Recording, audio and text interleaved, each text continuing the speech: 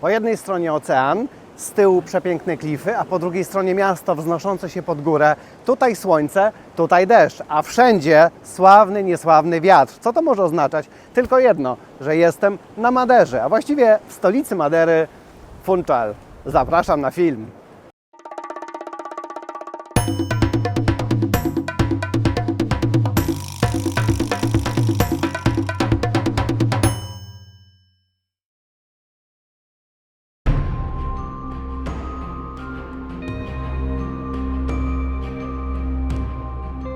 Sławna Madera to chyba jedyne miejsce, jakie znam, które funduje Ci pierwszą atrakcję jeszcze zanim wylądujesz, jeśli w ogóle wylądujesz, a potem, jak u Hitchcocka, napięcie tylko rośnie.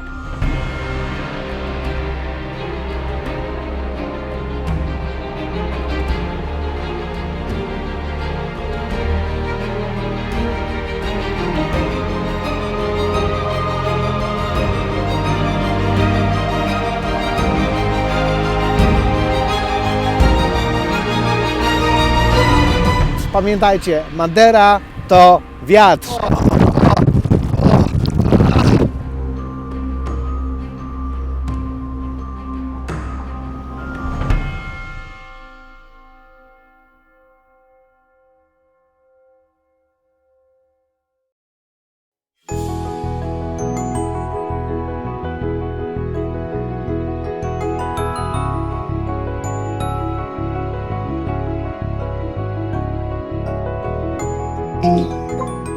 Wycieczkę na Maderę planowałem już od jakiegoś czasu.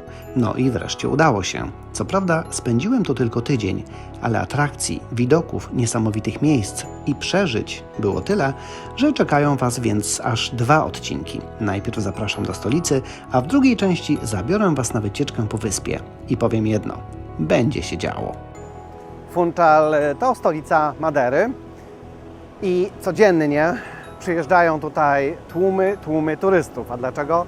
Zobaczcie, przypłynęły właściwie 3 takie ogromne kruzery, no i całe towarzystwo wylało się do miasta i mnie to troszeczkę przytłoczyło. Akurat uciekłem stamtąd tutaj na nabrzeże, bo było tyle ludzi, że nawet nie było się jak przecisnąć. No ale Funchal jest na tyle pięknie położonym miastem, że właśnie każdy chce je zobaczyć podczas wizyty na Maderze.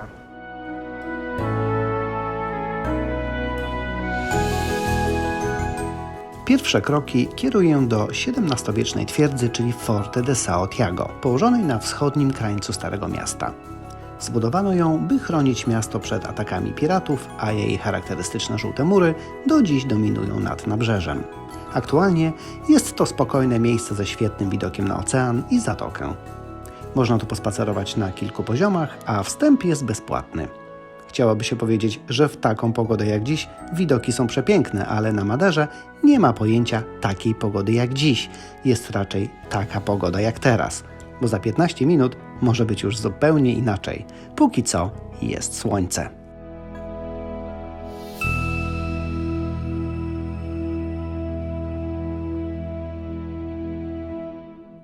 A oto Fort São Tiago w pełnej swojej żółtej okazałości. Fantastyczny Ocean Atlantycki, no i z drugiej strony jeszcze bardziej fantastyczna panorama całego miasta oraz port i to, co w tym porcie stoi w tym momencie. A oto historię z cyklu czasem słońce, czasem deszcz albo ulewa. Tutaj na Maderze, akurat w tym okresie zimowym, w którym ja jestem, to jest taka pora, gdzie oczywiście tak jak zawsze pada tutaj, ale są te deszcze przelotne. Więc co chwilę taka chmura przychodzi tutaj nad Funchal i zlewa nas tutaj wszystkich. Także jeżeli będziecie odwiedzać w tym okresie, to trzeba mieć parasol, ponieważ no właśnie z jednej strony jest ciepło, słońca mamy, a z drugiej strony zaraz będzie padało i za 15 minut znowu będzie słońce. Dopiero co tylko wypowiedziałem te słowa, że zaraz będzie padać, bo pogoda się tak zmienia tutaj co chwilę. Lunął taki deszcz, zdążyłem tylko wcisnąć stop i lunął taki deszcz, że proszę, wyglądam jak zmokła kura i skryłem się w wieży. Proszę, wieża, metr, nawet nie kwadratowy, bo jest okrągła, metr sześcienny, o może tak, 2 metry sześcienne. Skryłem się w wieży jak królewna. No ale jak królewna się nie czuje za bardzo taki mokry. No, księżniczka jest już z wieży uwolniona. Włosy aż mi stanęły dęba od tego wiatru i deszczu, ale proszę bardzo. 15 minut później i mogę znowu założyć okulary i w drogę.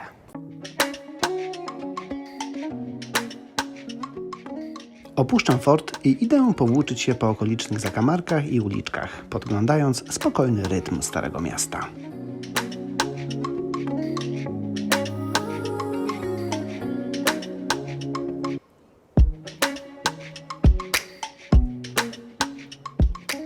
Trafiłem na jakąś wąską uliczkę, bo oczywiście wszyscy poszli gdzieś indziej, to ja muszę iść swoją drogą.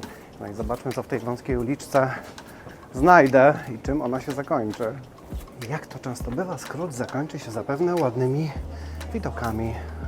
Oczywiście.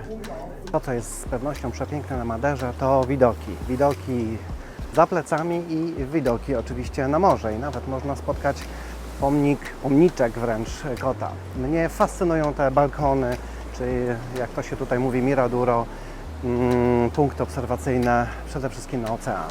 A o tej porze, czyli zaraz niedługo będzie zachodziło słońce, no te panoramy są po prostu fantastyczne. Ale właściwie w każdym kierunku są fantastyczne. Jeśli wybieracie się do Funchal albo w ogóle na Maderę, to możecie sobie zrobić przynajmniej przerwę w siłowni, ponieważ tutaj wszędzie, ale to po prostu wszędzie jest wspinaczka pod górę. Nie ma innej opcji, albo później trzeba zejść w dół, a wtedy nogi bolą bardziej, jak wiecie. Więc spokojnie, tutaj siłownia jest darmowa, bo można wszystko o własnych siłach zdobyć. No i w nagrodę można podziwiać te przepiękne widoki z góry. Wszystkie drogi powietrzne i lądowe prowadzą na Stare Miasto, Zona Velha, czyli wschodnia część tego centrum Funchal. To jest miejsce, które jeszcze pamięta pierwszych portugalskich osadników. I tutaj znajdziemy takie najładniejsze, najstarsze budynki. Niedawno został zakończony projekt taki artystyczny, który właśnie polegał na tym, że różni artyści z różnych krajów pomalowali drzwi do budynków. Więc nie tylko budynki, nie tylko Stare Miasto, nie tylko galerie sztuki, knajpki i różne inne fajne miejsca, ale również drzwi różnych budynków, czyli taka galeria pod gołym niebem. A jeżeli macie problem komunikacyjny w tych wąskich uliczkach Starego Miasta, to można użyć tuk-tuka. Hi, hi! Te fantastyczne murale znajdujące się przede wszystkim w dzielnicy Zona Velha, głównie na ulicy Rua de Santa Maria, to setki drzwi, które zostały zamienione na kolorowe dzieła sztuki w ramach projektu Arte de Portas Abertas. Celem projektu było ożywienie starej dzielnicy i wsparcie lokalnych artystów. Dziś to iście instagramerska miejscówka, ale nie ma się co dziwić, bo naprawdę wygląda bardzo kolorowo. Powiem szczerze, że bardzo mi się podobają te drzwi. Zobaczcie, po jednej, po drugiej stronie. Właściwie prawie każde drzwi są pomalowane i każde w innym stylu. O właśnie, widać to za moimi plecami. Bardzo, bardzo fajna. Taka galeria na świeżym powietrzu. Open Air Gallery. O, i kolejne drzwi. O, i tutaj takie fajne dzieciaki. Jeszcze Wam pokażę. O.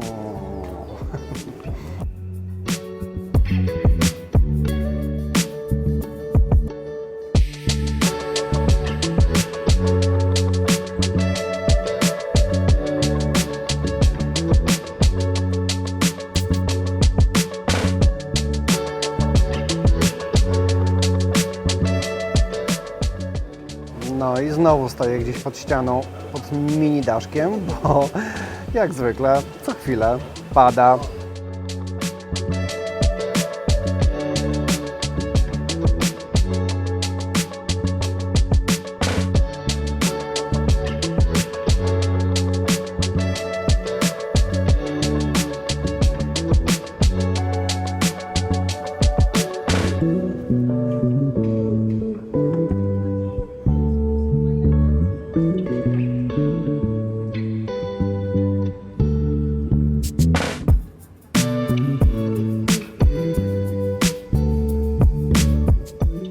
Dzisiaj prawdziwa pogoda z cyklu czasem słońce, czasem deszczu. Naprawdę co chwilę muszę się ukrywać tutaj gdzieś pod markizami, ale to tylko sprawia, że atmosfera w tym miejscu jest jeszcze taka fajniejsza, bardziej tajemnicza. Co chwilę się robi tak ciemno, mokro, wilgotno, potem to wszystko oświetla przepięknie słońce. No i te murale na drzwiach oraz te przepiękne stare budynki naprawdę robią wrażenie, więc warto się przejść tymi uliczkami, bo to stare miasto w Funchal naprawdę ma coś w sobie.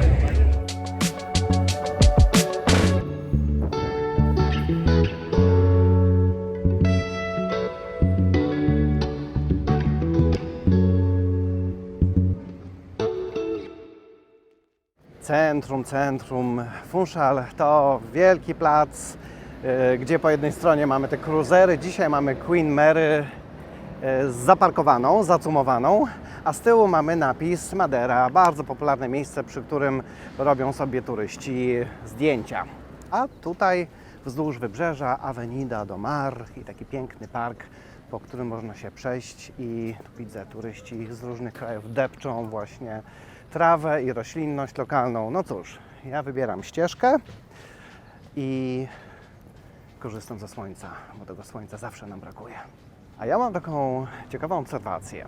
Codziennie przypływają tutaj do Funchal właśnie te cruisery, te wielkie statki. Dzisiaj mamy 2, wczoraj były 3 i właściwie od razu, ale to od razu można poznać, że oni właśnie przypłynęli, ponieważ wyglądają jak typowi turyści. Mimo że jest dzisiaj 17-18 stopni, jest ładne słońce, no ale oczywiście kurtka jest potrzebna, bo jest wiaterek, za chwilę może też padać. A tu się wysypuje grupa rozebrana, nawet nie w t-shirtach, w takich top-tankach, w hawajskich koszulach, w krótkich spodenkach. I wczoraj widziałem, że ci ludzie po prostu uciekali przed deszczem. Bardzo to zabawnie wyglądało, ale właśnie widać, że niektórzy chyba pomylili Hawaje z Maderą. Może dlatego, że wygląda też to podobnie i myślą, że tutaj jest totalny klimat tropikalny, a nie jest, bo jest późna zima czy wczesna wiosna i ta temperatura wcale nie jest taka wysoka, no ale oczywiście w tym słońcu wydaje się, że jest bardzo ciepło i bardzo łatwo jest się przeziębić. Natomiast dla mnie jest to dosyć zabawne, bo widzę ten cały porozbierany tutaj tłum, który wieczorem znika, cruisery odpływają i robi się w mieście cisza i spokój.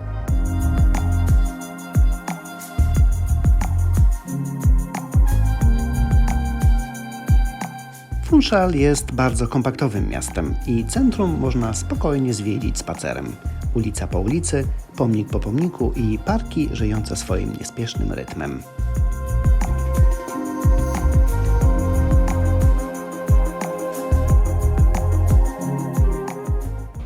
Z tej ładnej promenady i z parku nad samym nabrzeżem przeniosłem się, wspiąłem się lekko do drugiego parku, który jest bardzo ładnie widoczny zresztą z dołu. Park nazywa się Parco de Santa Catarina, jeżeli nie pomyliłem, Santa Catarina. Proszę bardzo, piękna zielona przestrzeń, a teraz jeszcze wczesną wiosną te kolory są bardzo żywe, ponieważ co chwilę mamy deszcz, aczkolwiek teraz dosyć mocno przygrzało. Przed chwilą się lekko naśmiewałem z turystów, którzy tu przypływają i są bardzo rozebrani, a sam się pozbyłem kurtki, chociaż właśnie ten wiaterek lekko zawiewa. Jest bardzo zdradliwy, więc zaraz trzeba będzie kurtkę założyć, bo inaczej niestety Katar murowany. Więc nie dajcie się zwieść. Ale zobaczcie, jak tutaj jest zielono, ładnie, ludzie odpoczywają, uprawiają sporty, biegają, jeżdżą na rowerze nie jeżdżą, nie widziałem, więc już nie będę tutaj konfabulować. Ale jeszcze łabędzie pływają, no cudownie, pogoda, bajka. Mam nadzieję, że dzisiaj nie będzie padało.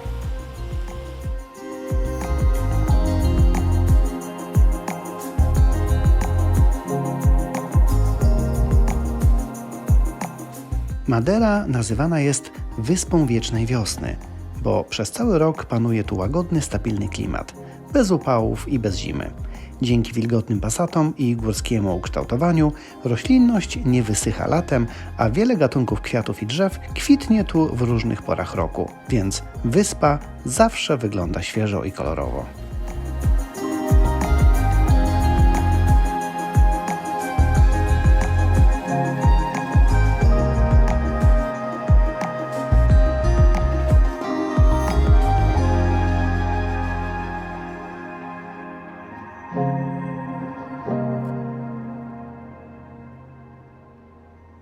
jest i on, bohater narodowy Madeiry, Cristiano Ronaldo. No, chłopak nie tylko świetnie gra w piłkę nożną, ale również jest twarzą wielu akcji charytatywnych, także naprawdę chwała mu za to. Tu oczywiście jest kolejka, która pragnie sobie zrobić zdjęcie z Cristiano, a mnie najbardziej bawi fakt, że zwróćcie uwagę, która część ciała jest najbardziej wytarta.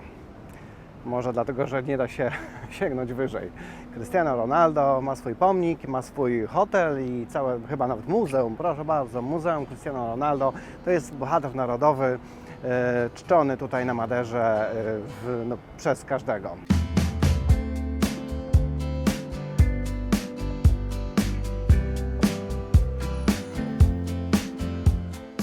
Pora udać się do centrum. Oto Palacio de São Lourenço, historyczny pałac twierdza z XVI wieku, jedna z pierwszych miejskich fortyfikacji na Madeirze. Przez wieki pełnił rolę pałacu gubernatorów i obiektu militarnego. W środku znajduje się ekspozycja dotycząca historii obiektu i militarnej przeszłości wyspy, ale niestety aktualnie pałac można oglądać tylko z zewnątrz, choć warto zajrzeć choćby na dziedziniec.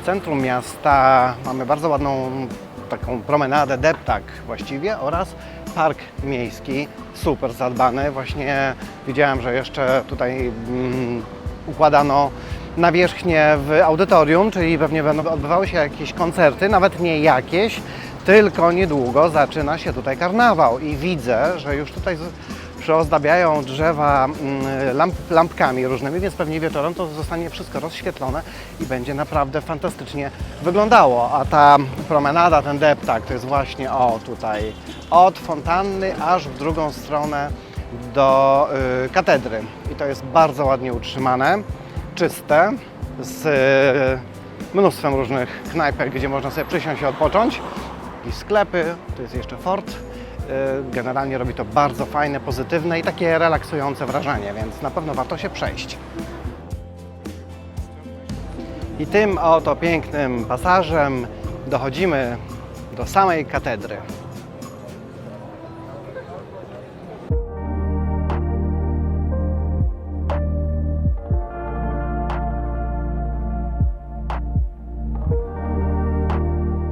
Katedra w Funchal to najważniejszy kościół na Madeirze i jeden z najstarszych zachowanych budynków na wyspie.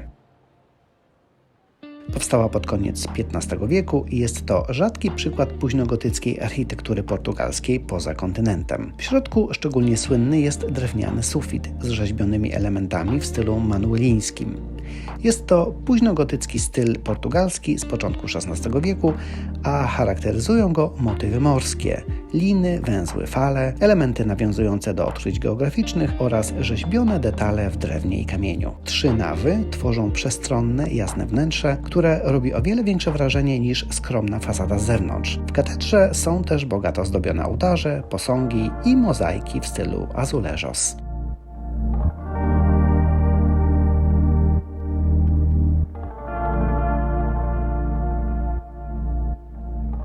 Można też wejść na wieżę. Około 160 schodów prowadzi na punkt widokowy z panoramą Funchal.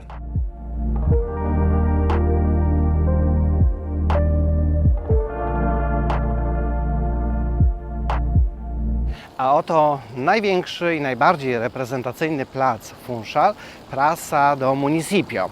Za mną historyczny ratusz, po jednej stronie mamy kościoły, tam nawet budynki uniwersyteckie, po drugiej stronie muzea, tutaj akurat Muzeum Sztuki Sakralnej, no i dookoła piękne kamienice. A na dole przepiękna posadzka, taka falista właściwie, kamienna posadzka, która jest typowa dla zabudowy właśnie portugalskiej i można ją spotkać, może nie w takim wzorze, w różnych wzorach, również w byłych koloniach, na przykład w Macao. Odwiedzam jeszcze kościół świętego Jana Chrzciciela w Funchal. Jest to jeden z najpiękniejszych i najbardziej zaskakujących kościołów w mieście. Skromny z zewnątrz, a wewnątrz pełen barokowego przepychu. Jest to dawny kościół jezuitów, a jego wnętrze zachwyca Taja Dourada, czyli złoconym, rzeźbionym drewnem typowym dla portugalskiego baroku. Największe wrażenie robi potężny ołtarz główny oraz bogato zdobione ołtarze boczne.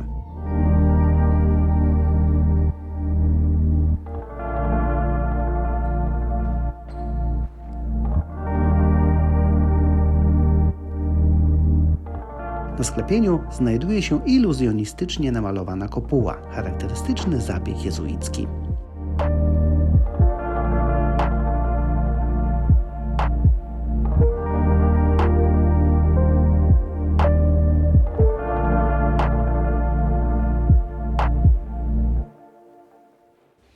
Niespodzianką jest też taras widokowy na dachu, który oczywiście muszę odwiedzić z nadzieją na kolejne fantastyczne widoki.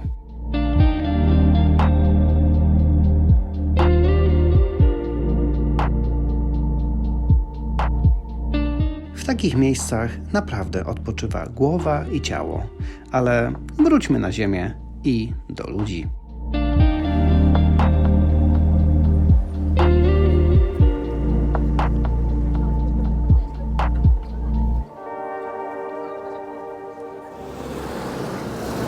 Wizyta w mieście nie może się oczywiście obyć bez odwiedzenia lokalnego marketu Mercado dos Lavradores. Zajrzyjmy do środka.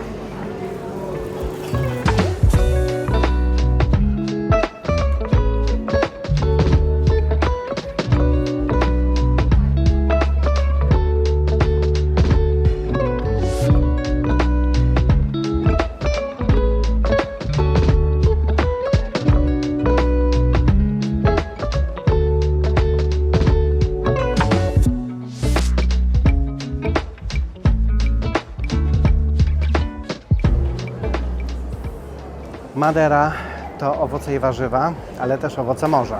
Na dole już rynek, to targowisko rybne jest zamknięte. W związku z tym o tej porze można kupić sobie już tylko zwykłe owoce.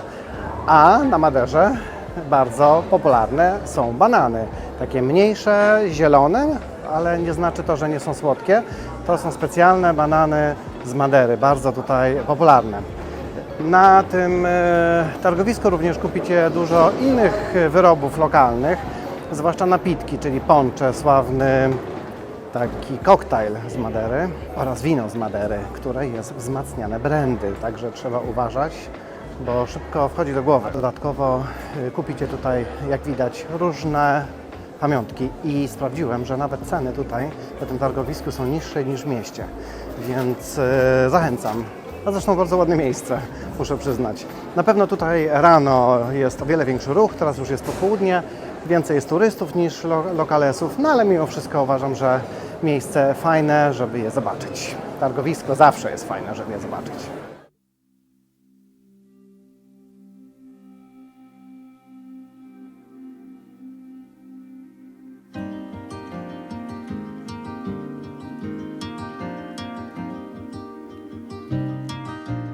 Nowy dzień i piękna pogoda, a ja jestem w dzielnicy Monte i wjechałem nie kolejką linową, która jest chyba najbardziej popularnym środkiem transportu do tej dzielnicy, tylko miejskim autobusem. Po to tylko, żeby bez innych turystów, w ciszy, spokoju móc sobie pooglądać życie lokalne, no i przy okazji też dotrzeć do miejsc historycznych, ciekawych. Właśnie idę do głównej świątyni. Taki piękny to jest biały kościół widoczny z dołu.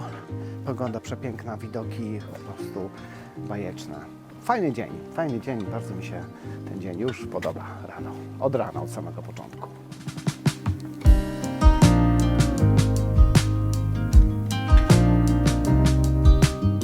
Wzgórze Monte, wysokość 550 metrów nad poziomem morza, a w tym budynku jest takie mini muzeum kolei, która tutaj na to wzgórze jeździła. Można sobie je obejrzeć bezpłatnie. Ja tu gadu, a tutaj wysiadła z autobusu cała ekipa tych panów, którzy wożą na sankach wiklinowych. Correiros to się nazywa. Oni wszyscy są tak samo ubrani, bardzo ładnie, takie stroje z kapeluszami słomkowymi i właśnie wożą turystów na tych sławnych sankach. Proszę, cała ekipa przyszła do roboty. Z tego placu tutaj, Monte, warto wejść najpierw na górę, żeby zobaczyć kościół Matki Boskiej z Monte. Warto się wspiąć, ponieważ jest to jeden z ważniejszych kościołów nie tylko tej dzielnicy, ale w ogóle Funchal. I w sierpniu odbywa się tutaj nawet święto tej patronki wyspy, podczas którego przyjeżdżają tutaj pielgrzymi, świętują, to znaczy najpierw się modlą, a później balują do rana. Więc jak sami określają, jest to świetne połączenie sakrum i profanum. A ja w międzyczasie dotarłem właśnie do świątyni.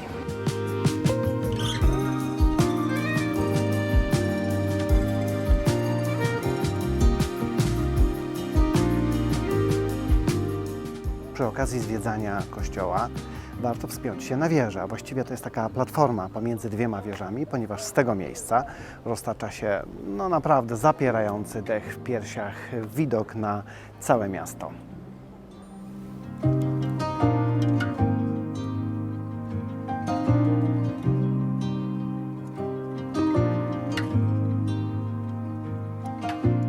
Kościół Matki Bożej z Monte to jedno z najważniejszych miejsc pielgrzymkowych na Maderze. Położony jest wysoko nad Funchal w dzielnicy Monte, z niesamowitym panoramicznym widokiem na miasto i zatokę. Zajrzyjmy do środka.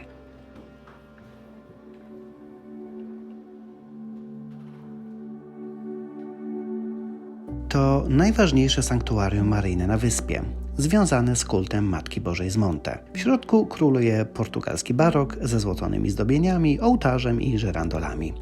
W kościele znajduje się słynna figura Matki Bożej z Monte, patronki Madery.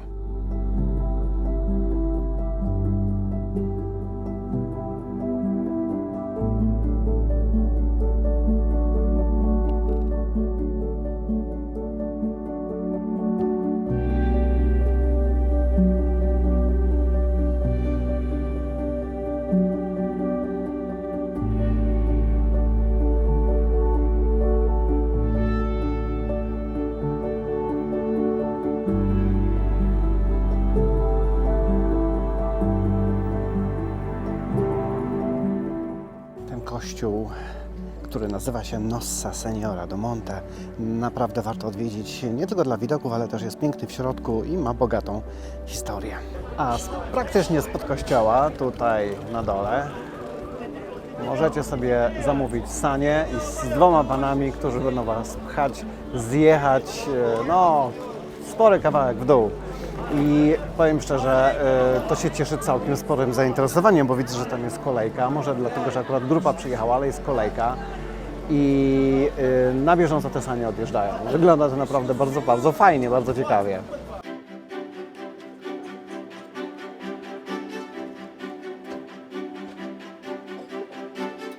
Carreiros do Monte to jedna z najbardziej charakterystycznych atrakcji Madery. Tradycyjny zjazd wiklinowymi saniami prowadzonymi przez dwóch carreiros w białych strojach i słomkowych kapeluszach. Tradycja sięga XIX wieku, a zjazdy powstały jako środek transportu.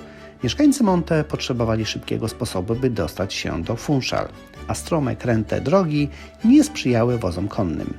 Wiklinowe sanie, lekkie, zwrotne i szybkie, okazały się genialnym rozwiązaniem. Dwóch mężczyzn w białych strojach i słomkowych kapeluszach to kontynuacja tradycji, tak jak technika prowadzenia sanek i manewrów na zakrętach. Dziś, gdy Monte jest już częścią miasta, sanki pełnią rolę wyłącznie atrakcji turystycznej.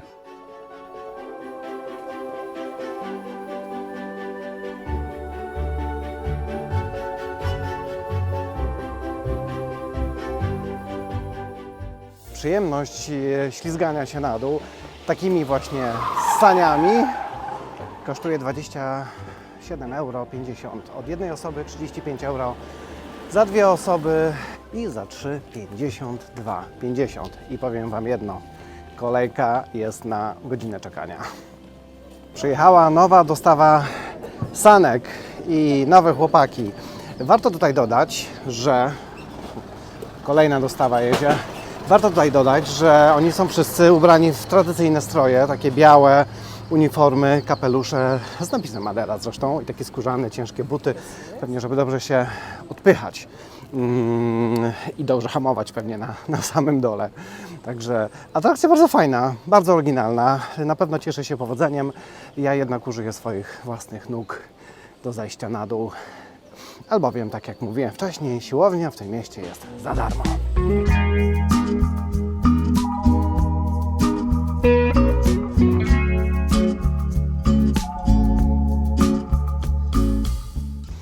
Monte to nie tylko te główne atrakcje, czyli ogród tropikalny, kolejka linowa czy sanie, ale to są również takie malutkie, schowane tutaj w tym gąszczu, w tej zieleni, takie malutkie perełki, jakieś kapliczki, nawet takie wąskie uliczki, przepięknie wszystko ukwiecone. Monte to kiedyś było osobne miasto, a teraz to są przedmieścia Funchal i kiedyś to było takie miejsce, gdzie przyjeżdżali właśnie bogaci kuracjusze na wypoczynek. Natomiast dzisiaj jako część miasta głównie są tutaj turyści, ale możemy podziwiać te bardzo ładne budynki historyczne też, które zostały zamienione na luksusowe hotele, tak zwane quintas.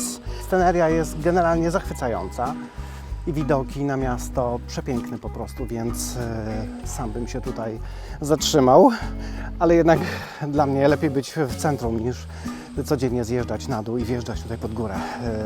Oczywiście można przyjechać, żeby sobie podziwiać widoki.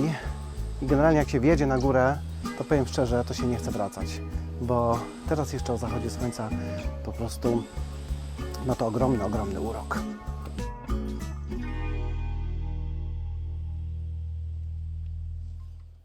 Pamiętajcie o ogrodach botanicznych. Właśnie z góry będę jechał kolejką linową na dół wyjątkowo, a nie do góry. Właśnie tę tutaj przepaścią. Akurat wagonik odjechał, to Wam go nie pokażę, ale zaraz będę w środku.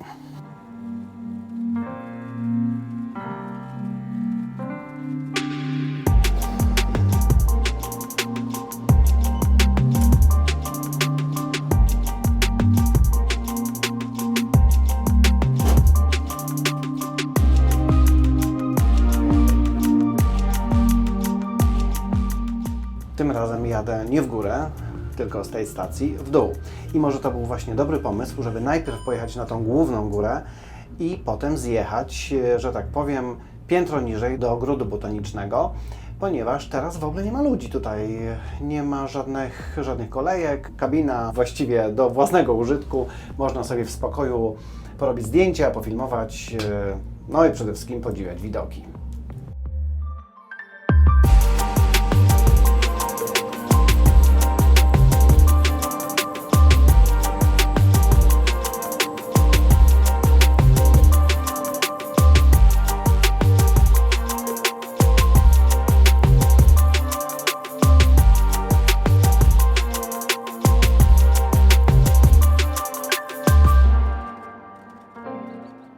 W Funchal znajdziecie wiele przepięknych parków oraz ogrodów.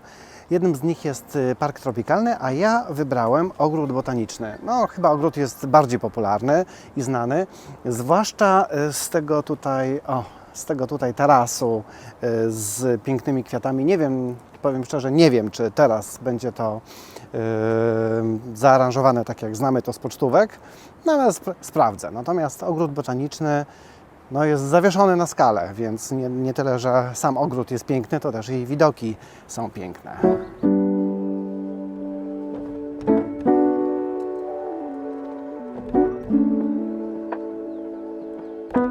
Ogród botaniczny Funchal został oficjalnie otwarty w 1960 roku. Głównym celem była ochrona endemicznych gatunków Madery, edukacja przyrodnicza i tworzenie reprezentacyjnego ogrodu dla mieszkańców i turystów. Z czasem ogród stał się jednym z najważniejszych ośrodków botanicznych na Atlantyku. Chodząc po tym ogrodzie botanicznym, no muszę pozdrowić mojego przyjaciela Chrisa, który od razu by się rzucił na przykład na coś takiego i od razu powiedział nazwę polską, łacińską, angielską, portugalską i tak dalej tej rośliny. Chris, który jest po architekturze zieleni, zna się na wszystkim i myślę, że miałbyś tutaj naprawdę używanie, bo roślinność jest przepiękna nawet dla takiego laika jak ja, a co dopiero dla Ciebie. Także pozdrawiam Cię z ogrodu botanicznego Funchal na Maderze. Dziś ogród botaniczny posiada ponad 2000 gatunków roślin, centrum badań nad florą Madery oraz jedno z najbardziej rozpoznawalnych miejsc na wyspie, czyli właśnie słynne geometryczne rabaty. A oto i numer 10 na mapie, czyli ten sławny dywan, chyba najbardziej rozpoznawalne miejsce ogrodu botanicznego Funchal.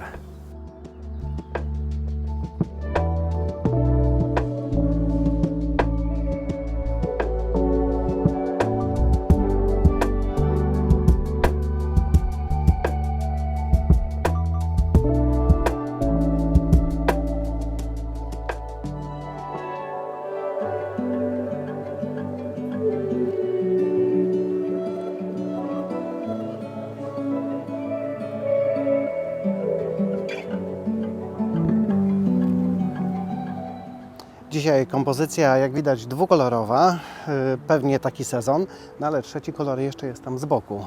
Przepiękny róż.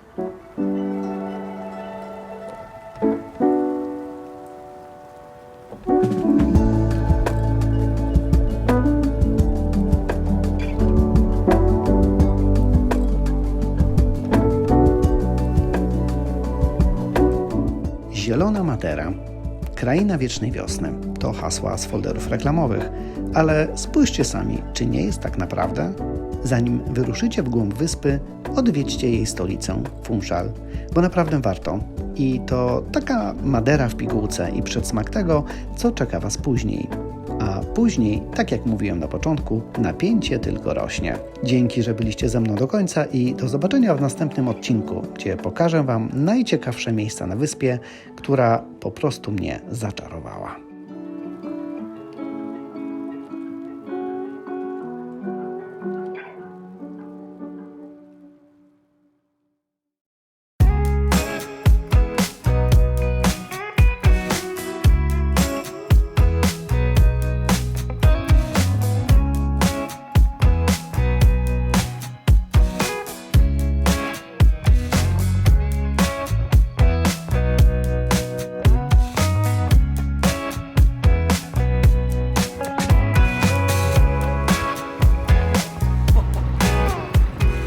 Wybrzeże Madery wygląda właśnie tak.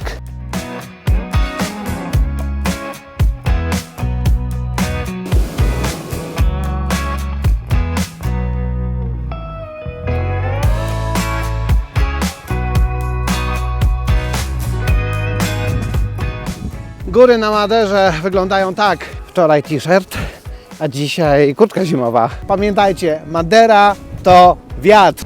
O!